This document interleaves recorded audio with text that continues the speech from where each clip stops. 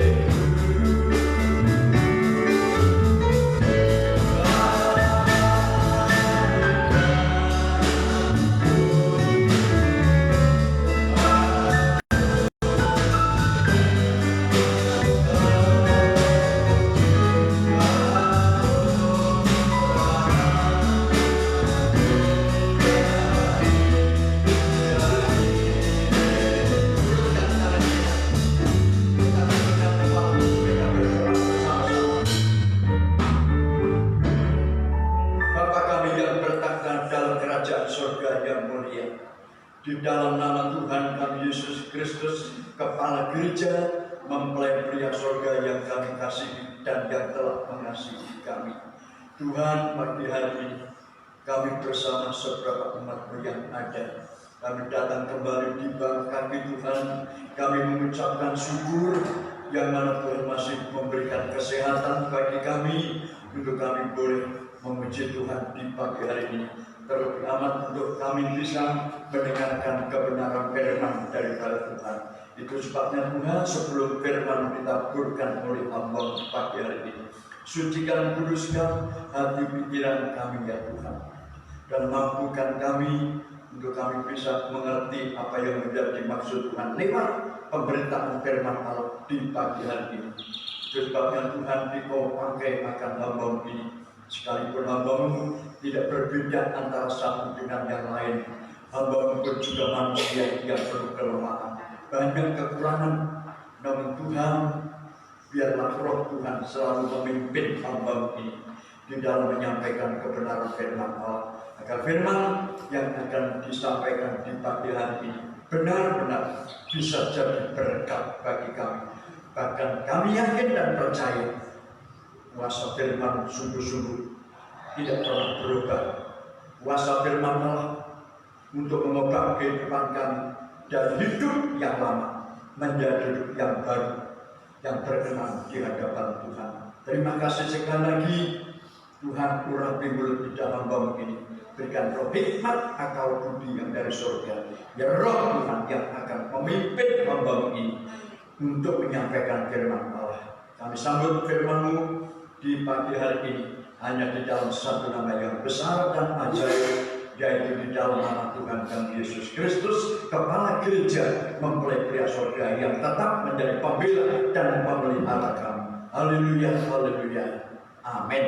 Silakan duduk kembali. Terpuji nama Tuhan. Sekali lagi saya sampaikan selamat pagi dan selamat sejahtera di dalam nama Tuhan kita Yesus Kristus, Allah yang kita sembah dan kita permuliakan. Di pagi hari ini kita tetap tidak lepas dari ucapan syukur kita kepada Tuhan, yang mana sekalipun kita saat-saat ini mendengarkan berita-berita yang cukup mengerikan, namun kita yakin Tuhan yang kita sembah, Tuhan yang tidak pernah tinggalkan kita. Yang mana saat-saat ini kita tahu dengan telinga, mata, kepala, jasmani kita bahwa dunia sedang dilanda oleh penyakit yang mudah menjalar, menular, yaitu penyakit virus yang sedang menjalar di tengah-tengah dunia di saat-saat ini. Namun semuanya ini kita yakin seizin daripada Tuhan. Tuhan sendiri telah katakan tidak ada sesuatu yang terjadi di tengah-tengah dunia tanpa seizin daripada Tuhan. Bahkan Tuhan pernah mengatakan bahwa rambut kita satu helai saja tidak bisa jatuh ke tanah jika tidak seizin daripada Tuhan, apalagi nyawa manusia. Itu sebabnya kita meyakini semua apapun yang terjadi di tengah-tengah dunia ini memang sudah seizin daripada Tuhan. Saudara, kita sudah mendengar bahwa penyakit virus ini sungguh-sungguh sudah melanda ke tengah-tengah dunia. Di tengah-tengah dunia, bukan saja di tanah Indonesia, namun sudah menjalar di seluruh dunia. Namun jauh sebelumnya, saudara, firman Allah sudah menubuatkan beberapa hal yang akan terjadi di tengah-tengah dunia ini. Beberapa hal sebelum penyakit virus ini muncul di tengah-tengah dunia, namun jauh sebelumnya firman Allah sudah menubuatkan bahwa ada beberapa hal yang akan jatuh di tengah-tengah dunia. Itu dalam kitab Wahyu pasalnya yang ke-6, saudara. Pada waktu tiupan sangkakala yang keempat, ada 4 hal yang perlu kita perhatikan. Sekalipun tidak semua Saya akan menjelaskan hal ini hanya beberapa yang sehubungan dengan penyakit virus ini. Coba kita akan baca dalam kitab Wahyu pasal seperempat dari bumi untuk membunuh dengan pedang, ya, untuk membunuh kelaparan dan dengan kalah dan samar. Ya, terus dan dengan binatang-binatang buas yang di bumi. Ya, terima kasih. Jadi ada 4 hal yang perlu kita perhatikan di pagi hari ini. Sudah lewat kitab Wahyu pasal yang ke-6 ayat 7 dan ayat yang ke-8. Di antara 4 hal ini yang sudah dinubuatkan oleh firman Allah, yang mana tiupan sangkakala yang keempat ini sudah akan muncul 4 hal ini, baik pedang maupun sampar, penyakit, kelaparan, itu akan terjadi di tengah-tengah dunia. Saya kira penyakit virus ini sudah hampir sama dengan penyakit sampar, namanya penyakit sampar. Penyakit sampar ini juga mudah menular. Ini penyakit sampar. Begitu pula virus yang mana sudah dijelaskan bahwa virus ini sungguh-sungguh penyakit yang mudah menular. Jadi jelas sekali dalam ayat ini, jauh sebelumnya virus muncul di tengah-tengah dunia ini, Tuhan sudah mengatakan nanti tiupan virus yang keempat ini akan terjadi, di antaranya adalah penyakit sampar. Penyakit sampar yang akan melanda di tengah-tengah dunia ini. Itu karena kalau kita melihat kejadian semacam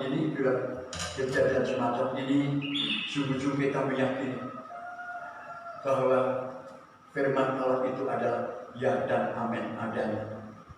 Jadi Tuhan mengatakan itu jauh sebelumnya sudah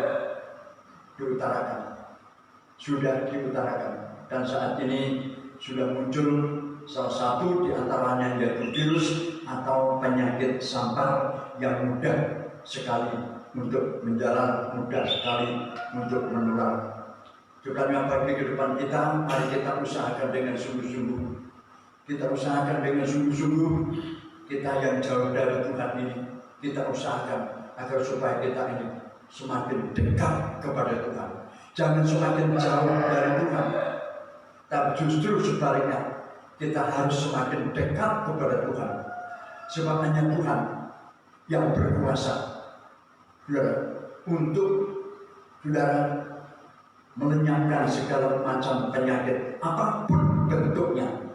Hanya Tuhan yang berkuasa. Supaya kita jangan mundur dari Tuhan. Kita mohon kekuatan daripada Tuhan agar iman kita tetap hanya mengandalkan satu-satunya Allah yang patut diandalkan. Hanya satu-satunya Allah yang patut diandalkan.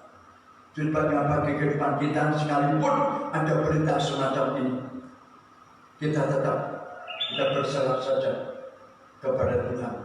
Sebab hal ini juga bisa masuk dalam rumah ibadah. Penyakit semacam ini pun juga bisa masuk dalam rumah ibadah. Tapi kita yakin, dimanapun kita ada, Tuhan pun juga ada. Seperti Tuhan telah katakan, tidak usah kita baca Matius pasal yang ke-19 ayat 18 sampai selanjutnya. Di mana ada 2 atau 3 berseru atas nama, aku ada di tengah-tengahnya. Jadi Tuhan itu ada di tengah-tengah kita. Saudara, kalau kita ini sungguh-sungguh kita ini mendekatkan diri kita kepada Tuhan. Rasul Paulus mengatakan, kalau Tuhan mihak aku, siapa yang akan melawan aku? Hei maut, di mana sengatmu? Rasul Paulus berani nantang, hei maut, di mana sengatmu? Rasul Paulus tidak akan mundur. Ini salah satu contoh kehidupan yang benar-benar hidup dekat kepada Allah. Sebab dia meyakini Tuhan yang disembah oleh Rasul Paulus itu pun juga Tuhan yang sangat berkuasa. Begitu pula Tuhan yang kita sembah juga Tuhan yang sangat berkuasa. Sekalipun penyakit semacam ini bisa masuk dalam rumah ibadah. Seperti 1 Petrus pasal yang keempat ayat yang ke-17, Tuhan mengatakan, coba kita baca saja alangkah baiknya. 1 Petrus pasalnya yang keempat ayatnya yang ke-17. Suratan 1 Petrus pasalnya yang keempat ayat 17 dan ayat yang ke-18. Kita akan baca ayat ini. Karena sekarang telah tiba saatnya penghakiman dimulai. Bukan main, sekarang sudah tiba saatnya penghakiman dimulai. Dari mana? Dengan Dan pada rumah Allah sendiri yang pada rumah Allah sendiri. Penghakiman dimulai itu justru pada rumah Allah sendiri. Bayangkan sudah, penghakiman dimulai justru dimulai dari rumah Allah sendiri. Ya terus, yang harus pertama-tama dihakimi. yang harus pertama-tama diyakini. Terus kan? Dan jika penghakiman itu dimulai pada kita, Ya, bagaimanakah kesudahannya dengan mereka yang tidak percaya pada Injil Allah? ya, Dan jika orang benar hampir-hampir tidak diselamatkan, apakah yang akan terjadi dengan orang fasik dan orang berdosa? ya. Terima kasih sampai selanjutnya.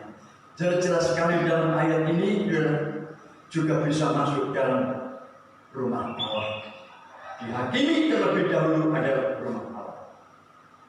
Ini yang perlu kita perhatikan. Kenapa Tuhan mengatakan bahwa hakim itu akan dimulai lebih dulu dari rumah Allah? Ini yang perlu kita perhatikan dengan sungguh-sungguh. Kenapa Tuhan mengatakan begitu? Bukan dalam maksud kalau Tuhan menghakimi yang lebih dulu itu di rumah Allah. Sudah tentu ada sesuatu yang perlu kita perhatikan. Kita manusia berpikir, kenapa Tuhan menghakimi terlebih dahulu di rumah Allah?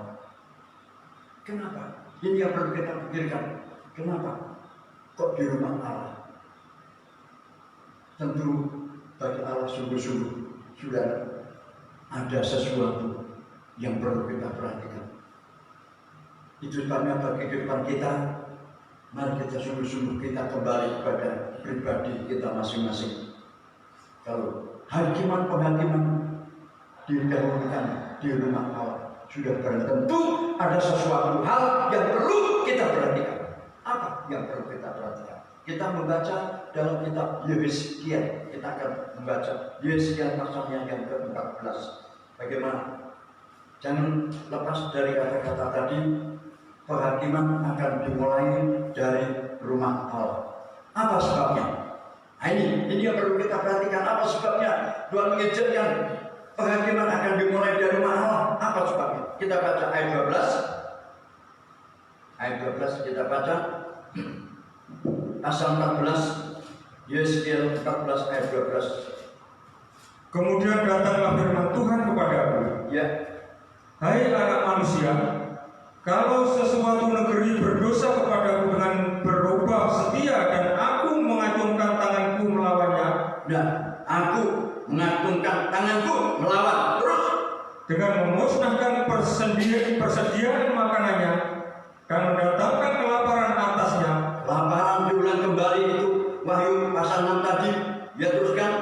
dan melenyapkan dari negeri itu manusia dan binatang. Manusia dan binatang.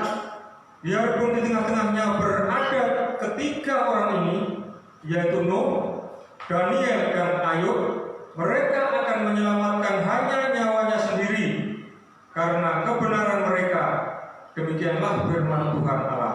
21 ayat 21.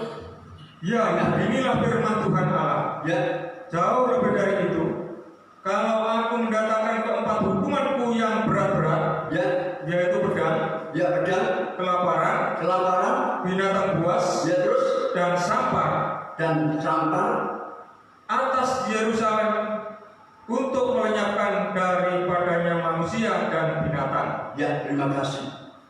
Jadi dalam ayat ini, saudara, dalam ayat ini mengatakan, ayat yang ke-12 tadi, kemudian datanglah firman Allah, anak manusia, kalau sesuatu negeri berdosa kepadaku dengan berubah setia, aku mengacungkan tangan.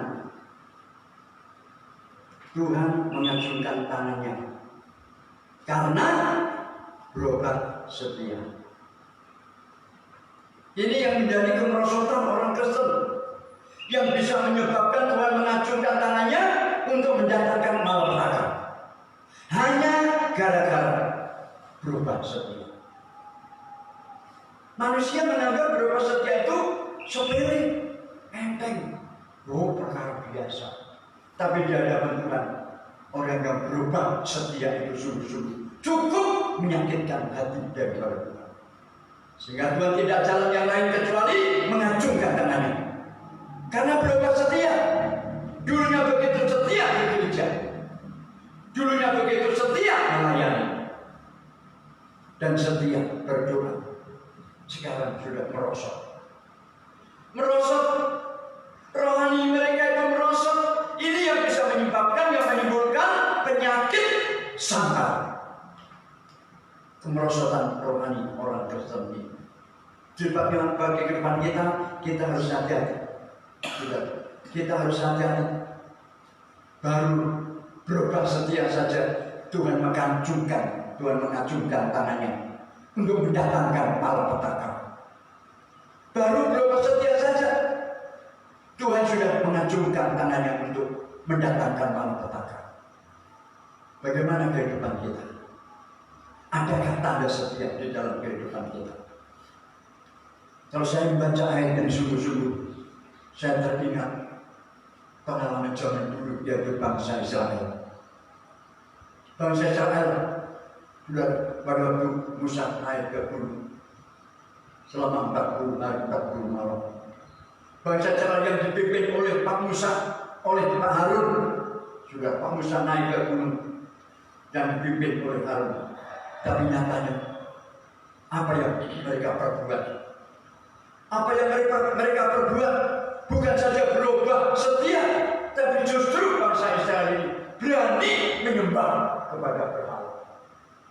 Berani dia memaksa Pak Harun harus membuat patung lembu emas. Mereka bersama untuk kami sembah. Cukup menyakitkan hati daripada Tuhan. Baru berubah setia saja Tuhan mengacungkan tangannya untuk mendatangkan malapetaka. Apalagi menyembah berhala. Sehingga Tuhan sungguh-sungguh turunkan musibah. Sudah. Sehingga sekaligus bukan hanya ratusan orang Israel yang dibunuh, 3.000 sekaligus sudah 3.000. Ini sungguh-sungguh pernah terjadi hanya gara-gara bangsa Israel itu bukan sekedar berubah setia, tapi sungguh-sungguh dia itu menyakitkan hati Tuhan, menyembah kepada berhala. Sehingga pasal 2 Keluaran 32 ayat yang ke-27, coba kita baca ayat ini. Keluaran ini adalah sikap daripada bangsa Israel, bukan saja berubah setia. Kalau berubah setia saja, sudah Tuhan mengacungkan tangannya untuk mendatangkan malapetaka, penyakit sampah. Apalagi menyembah kepada patung atau berhala. Coba kita baca ayat 27, Keluaran pasalnya yang ke-32. Pasal 32 ayat 27. Bagaimana ayat ini? Berkatalah ia kepada mereka, beginilah firman Tuhan, Allah Israel, baiklah kamu masing-masing mengikatkan pedangnya pada pinggangnya, dan berjalanlah kian kemari melalui perkemahan itu dari pintu gerbang ke pintu gerbang, dan biarlah masing-masing membunuh saudaranya dan temannya dan tetangganya. Ya, teruskan. Bani Lewi melakukan seperti yang dikatakan Musa, dan pada hari itu tewaslah kira-kira 3.000 orang dari bangsa itu. 3.000 orang yang mati. Ya, terima kasih sampai selanjutnya. Ini sungguh-sungguh yang sudah pernah terjadi dari bangsa Israel. Bangsa Israel itu adalah bangsa yang dipilih oleh Tuhan. Bangsa Tuhan menganggap bangsa Israel itu adalah anak sulung. Dia diberkati oleh Tuhan. Sudah, Pada waktu keluar dari Mesir pun juga mereka itu diberkati. Apapun yang mereka minta dituruti oleh Tuhan. Tuhan menggerakkan Raja Firaun agar supaya Raja Firaun ini memberi apapun yang bangsa Israel itu minta, baik minta emas maupun minta binatang berapa ratus pasang pun diberi oleh Raja Firaun. Karena Tuhan yang menggerakkan, Tuhan yang mengetuk hati pikiran Firaun. Tapi nyatanya sedikit pengalaman Pak Musa waktu ada di gunung berpuasa 40 hari 40 malam. Mereka bukan saja berubah setia, malah dia itu sungguh-sungguh menyakitkan hati Tuhan. Mereka menyembah patung emas. Itu sebabnya Tuhan katakan bunuh mereka. Bunuh mereka. Bukan sekedar berubah setia, tapi menyakitkan hati Tuhan. Itu Keluaran pasal yang ke-20 mengatakan bahwa, coba baca saja ayat 3 Keluaran pasal yang ke-20. Coba kita buktikan sedikit ayat ini, ayat yang ke-3 Keluaran 20. Jangan ada padamu Allah lain di hadapanku. Ya. Terus jangan membuat bagimu patung yang menyerupai apapun yang ada di langit di atas, ya, atau yang ada di bumi di bawah, ya, dengan atau yang ada di dalam air di bawah bumi. Ya. Terus jangan sujud menyembah kepadanya atau beribadah kepadanya, sebab aku Tuhan Allahmu adalah Allah yang cemburu. Allah yang cemburu. Ya. Terus Allah yang membalaskan kesalahan bapa kepada anak-anaknya, kepada keturunan yang ketiga dan keempat dari orang-orang yang membenci aku. Ya, terima kasih. Sampai selanjutnya. Ini yang diperbuat oleh bangsa Israel. Juga Israel sudah mendengar apa yang disampaikan oleh Tuhan. Jangan sampai di antaramu ada penyembahan-penyembahan yang lain. Jangan. Dalam bentuk patung pun jangan. Sebab aku adalah Allah yang cemburu. Nyatanya bangsa Israel melakukan hal itu. Mereka itu membuat patung lembu emas yang mereka sembah, dan mereka mengatakan engkau adalah Allahku. Itulah yang cukup menyakitkan hati Tuhan, sehingga 3.000 orang mati sekaligus. 3.000 orang mati terbunuh. Juga yang bagi kehidupan kita ini suatu cermin bagi kita, suatu sungguh-sungguh peringatan bagi kehidupan kita. Jangan sampai terjadi kehidupan kita di zaman-zaman sekarang ini, saat-saat ini kita menyimpang, kita berubah setia. Jangan. Apalagi menyakitkan hati Tuhan, menyembah kepada ilah-ilah yang lain. Jangan. Baru berubah setia, Tuhan izinkan penyakit, sampah menular, virus bisa menular. Apalagi menyakitkan hati Tuhan. Seperti bangsa Israel, Tuhan izinkan 3.000 mati. 3.000 mati. Juga bagi kita ini merupakan satu peringatan. Ayo bagaimana kehidupan kita ini. Jangan sampai hal ini terjadi atas kehidupan kita. Jangan sampai terjadi atas kehidupan kita. Sudah, walaupun hal ini sudah melanda di tengah-tengah dunia, dan juga tidak sedikit orang Kristen yang berubah setia itu tidak sedikit, dan juga tidak sedikit orang Kristen yang masih berdua hati, sudah menyembah Allah, masih menyembah ilah-ilah yang lain. Itu banyak. Tapi bagi kita satu-satunya Allah yang kita sembah, satu-satunya. Jangan mendua hati, satu-satunya. Kalau hal itu terjadi atas kehidupan kita, kalau hal itu terjadi atas kehidupan kita, saat ini Tuhan masih memberikan kesempatan. Cepat kita sementara mendengarkan firman Allah, secepat itulah kita bertobat. Secepat itulah kita berubah. Kita tinggalkan semuanya itu. Satu-satunya Allah yang kita sembah adalah Yesus. Itu satu-satunya Allah. Jangan kita mendua hati. Jangan kita menyembah ilah-ilah yang lain. Ini kunci untuk kita ini dilindungi, diselamatkan oleh Tuhan. 2 Petrus, coba kita akan baca ayat ini. Injil Lukas saja. Kita akan baca Injil Lukas pasal yang ke-13. Kita akan baca ayat ini. Lukas pasalnya yang ke-13.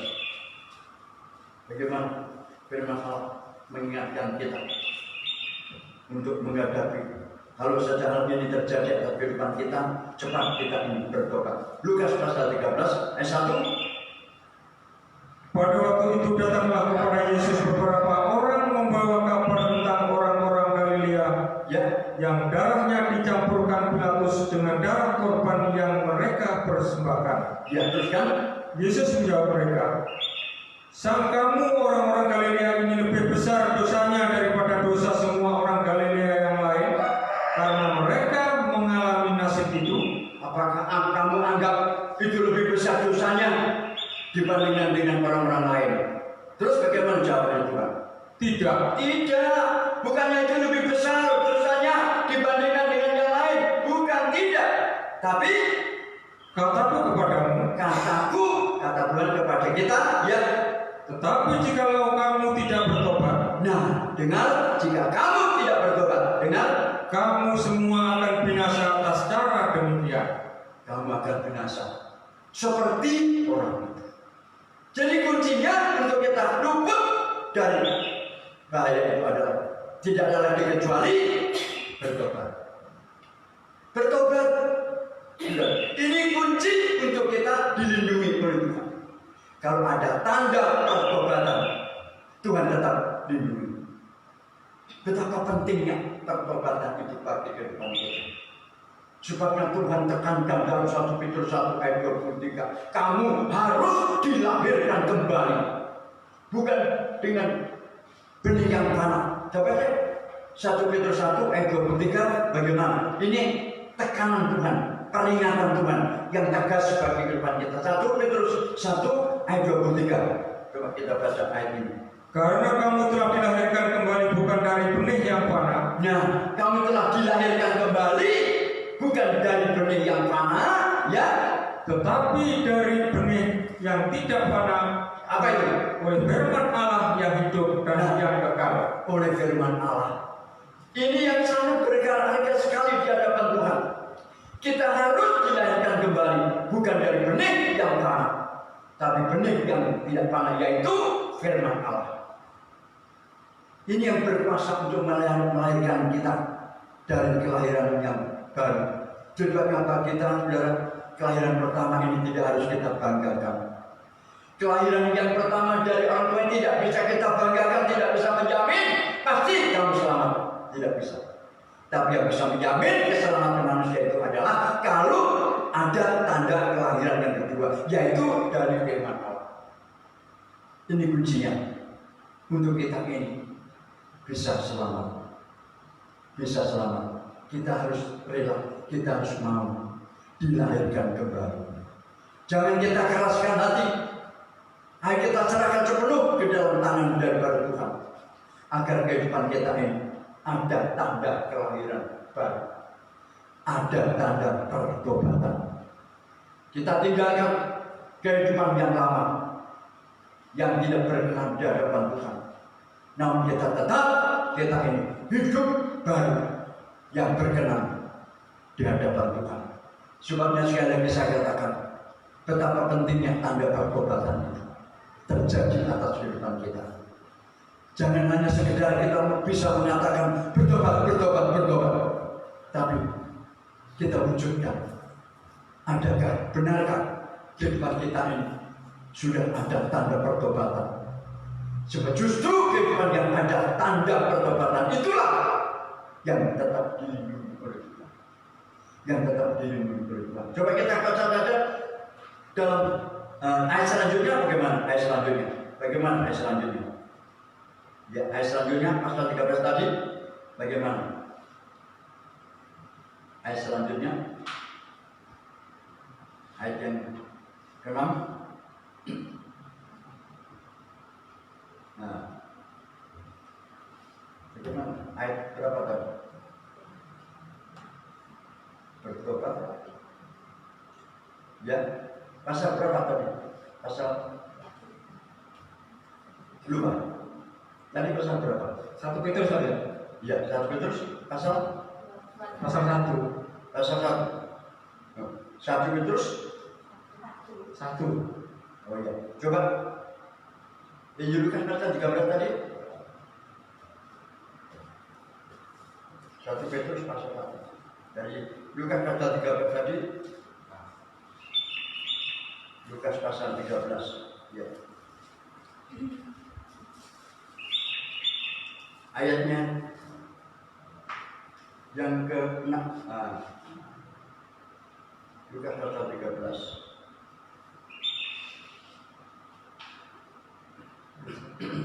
Ayat 6. Ya, ayat 6. Ayat 6. Lalu Yesus mengatakan perumpamaan ini. Seorang mempunyai pohon ara yang tumbuh di kebun anggurnya, dan ia datang untuk mencari buah pada pohon itu, tetapi ia tidak menemukannya. Ya, terus? Lalu ia berkata kepada pengurus kebun anggur itu, "Sudah 3 tahun aku datang mencari buah pada pohon ara ini, dan aku tidak menemukannya." Aku tidak menemukannya. Terus? Tebanglah pohon ini. Untuk apa ia hidup di tanah ini dengan percuma? Percuma, teruskan. Jawab orang itu, "Tuhan, biarkanlah dia tumbuh tahun ini lagi. Aku akan mencangkul tanah sekelilingnya dan memberi pupuk kepadanya. Mungkin tahun depan ia berbuah, jika tidak, tebanglah dia." Ya, terima kasih. Jadi jelas sekali dalam ayat ini yang ditunggu adalah buah. Buah itu adalah pertobatan. Buah pertobatan ini yang sangat diharapkan oleh Tuhan. Bukan pertumbuhan pohonnya itu. Apa artinya? Pohon yang rindang daunnya, besar pohonnya, tapi tidak ada buah. Apa artinya semuanya? Daun rindang itu menggambarkan berkat secara jasmani. Berkat secara jasmani yang limpah. Tapi yang dicari oleh Tuhan itu bukan berkat jasmani itu yang dinilai oleh Tuhan, tapi yang dinilai Tuhan itu adalah berkat rohani. Ada enggak tanda pertobatan? Ada enggak buah pertobatan? Kalau tidak, tebang. Tebang. Ini adalah kepastian, ketetapan dari Tuhan. Tetap Tuhan itu sungguh-sungguh mengharapkan buah yang diharapkan Tuhan atas kehidupan gerejanya. Terutama bagi kehidupan kita, buah pertobatan itu sangat penting sekali bagi kehidupan kita. Coba kita akan baca saja dalam 2 Petrus pasalnya yang ke 2 Petrus pasal yang ketiga. Kita baca ayat ini. 2 Petrus pasalnya yang ketiga. Kita akan membaca pasal 3 ayat yang ke-9. Ayat yang ke-9. Tuhan tidak lalai menepati janjinya, Ya, sekalipun ada orang yang menganggapnya sebagai kelalaian. ya. Tetapi ia sabar terhadap kamu. Ia sabar, bukan lalai, tidak. Tapi sungguh-sungguh Tuhan itu sabar. Kalau Tuhan masih memberikan kesempatan waktu bagi kita seperti siang hari ini merupakan kesabaran Tuhan. Tuhan itu masih memberikan kesempatan agar kehidupan kita semuanya ini ada tanda pertobatan. Ini yang sangat diharapkan oleh Tuhan. Makanya Tuhan itu sampai saat ini belum datang ke dunia. Tuhan itu menunggu kesabaran, menunggu kita. Tuhan itu sabar. Tuhan tidak menghendaki satupun binasa. Ini kesabaran Tuhan. Tuhan tidak menghendaki satupun binasa, agar semua orang Kristen ini bisa selamat. Agar semua manusia di dunia ini agar selamat. Itulah yang menjadi kerinduan daripada Tuhan. Sebabnya sampai saat ini ia belum datang. Maksudnya kesabaran Tuhan masih bisa kita manfaatkan. Tuhan memberikan kesempatan agar kita semua umat manusia seluruh dunia ini bisa ada tanda pertobatan, sehingga kita semua ini bisa selamat. Inilah kerinduan Tuhan. Coba teruskan baca ayat selanjutnya. Baca bagaimana ayat selanjutnya. Tetapi ia sabar terhadap kamu karena ia menghendaki supaya jangan ada yang binasa. Nah ini supaya Tuhan menghendaki supaya jangan sampai ada yang binasa terus, melainkan supaya semua orang berbalik dan bertobat. Ini maksudnya Tuhan, supaya semua orang, tidak satu desa, satu kota, tidak, semua orang bisa berbalik, bertobat. Ini yang dikehendaki Tuhan. Sebabnya sampai saat ini dia itu belum datang ke dunia. Tuhan tidak mengendaki satupun manusia yang binasa, tapi Tuhan mengendaki agar supaya manusia seluruh dunia ini bisa menerima selamat. Bagi kita mengucapkan syukur. Tuhan itu masih memberikan kesempatan bagi kita. Tapi yang penting, manfaatkan kesempatan yang masih ada ini. Jangan kita berubah setia. Jangan kita menyembah kepada ilah-ilah yang lain. Ini yang menjadi harapan Tuhan, agar sungguh-sungguh Tuhan tidak mendatangkan malapetaka di tengah-tengah dunia ini. Kalau kehidupan kita semua umat Tuhan ini ada tanda pertobatan. Tanda pertobatan ini yang sangat diharapkan Tuhan, agar supaya bisa terjadi seluruh dunia, agar nama Tuhan semakin dipermuliakan. Saya kira firman Allah sampai di sini. Mari kita sujud, kita akan menyembah kepada Tuhan. Kita akan menyembah kepada Tuhan. Kita sujud, kita akan menyembah kepada Tuhan. Kita akan menyanyikan satu nyanyian. Tuhan selalu ampuni. Ini sekaligus merupakan doa permohonan kita kepada Tuhan. Tuhan selalu ampuni. Kita tidak lepas salah. Kita tidak lepas. Kita ini menyakitkan hati Tuhan. Sampai kita bisa mohon ampun kepada Tuhan lewat nyanyian pujian ini.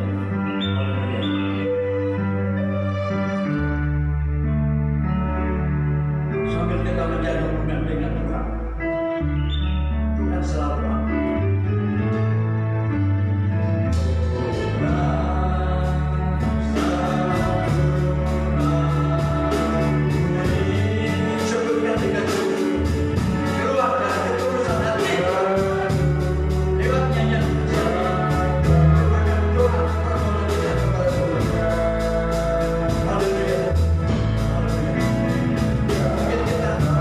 Hati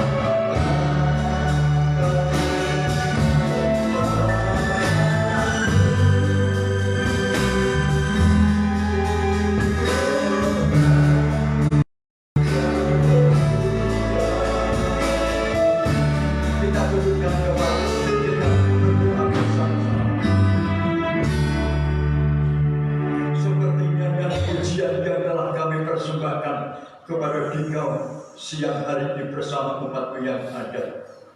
Itulah sungguh-sungguh mohon belas kasihan atas kehidupan kami.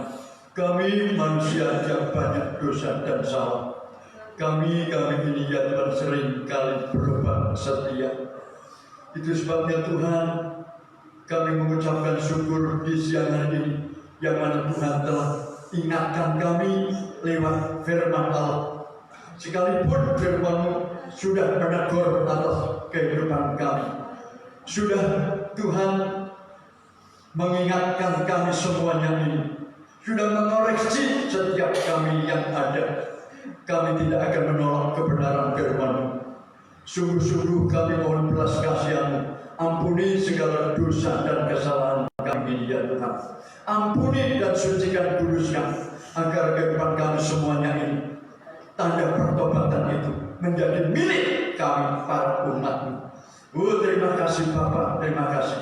Dan kuatkan iman kami, teguhkan iman kami, agar kami tetap Tuhan mengandalkan Engkau, satu-satunya Allah yang patut diandalkan. Terima kasih, tetapkan firman-Mu dalam hati kami, mantraikan dengan kuasa Roh Kudus yang dari surga.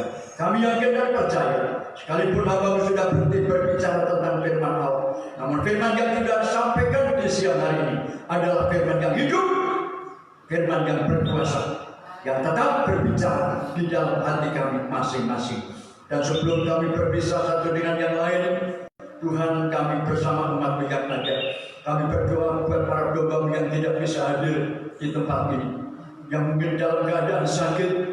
Mari Tuhan, Engkau yang akan lawan dimanapun mereka, siapapun mereka, baik umat-Mu yang ada di desa Tamban, baik umat-Mu yang ada di desa Dedik, Pantai Tambak Kampung Banar, Sendiri maupun Sedabiru, baik umat-Mu yang ada di luar kota maupun di luar pulau, di luar negeri sekalipun, Engkau yang akan jamah Tuhan. Kami memang berdoa di tempat ini. Kami yakin Tuhan telah bekerja di mana mereka ada.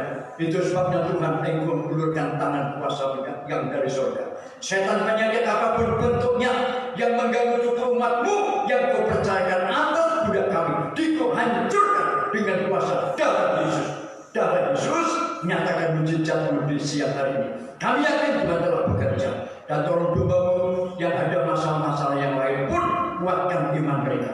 Dan tolong domba-Mu yang sudah menjauhkan diri dari Tuhan, yang sudah berubah setia, pun sadarkan mereka Tuhan. Dengan cara apapun Tuhan pakai untuk menyadarkan mereka, agar mereka segera kembali kepada Tuhan dan jiwa mereka terselamatkan.